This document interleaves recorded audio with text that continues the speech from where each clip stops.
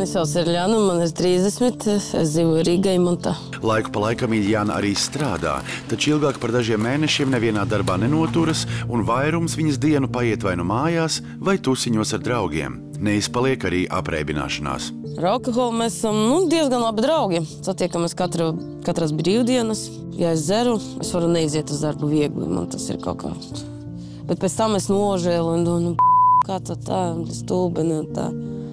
Arī Iljānas bērnība pagāja vidē, kur atkarību izraisošās vielas bija ikdiena. 7 gados sāku pīpēt, 9 dzert. Biju audžu ģimene, bērnu namā. Protams, savā ģimenē, bet tur visu laiku pieauguši dzēra un... Priet! Bija vēl moments, kad es lietoju narkotikas smagāk.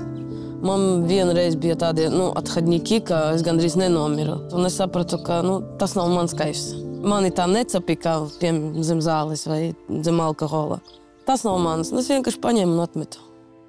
Es gribētu vispār atmest dzeršanu, vispār, lai man negribētos, lai mani nevilktu pie tā. Es gribētu kaut kā izmainīt savu dzīvi, lai es paceltos. Es gribētu kaut ko labāko priekš sevis.